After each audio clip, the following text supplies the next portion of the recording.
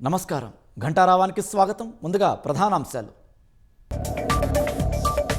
పోలవరం జిల్లాలో చేపల వేటకు వెళ్లి గల్లంతై 5గురు దుర్మరణం. మృతులను గొమ్ము కొత్తగూడెంకు చెందిన గిరిజనులుగా గుర్తింపు.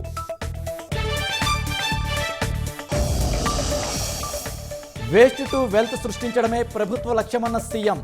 అక్టోబర్ 2 నాటికి రాష్ట్రంలో చెత్త లేకుండా చేస్తామని హామీ.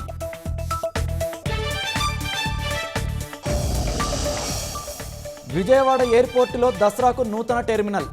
77 కోట్లతో నిర్మించిన ఏటీసీ భవనాన్ని ప్రారంభించిన రామ్మోహన్.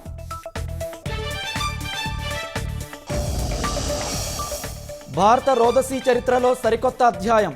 తొలి ప్రైవేట్ రాకెట్ విక్రమ్-1 ప్రయోగం విజయవంతం.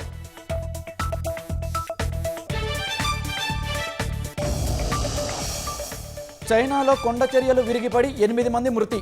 34 మంది ఆచూకీ కనిపించడం లేదన్న అధికారులు.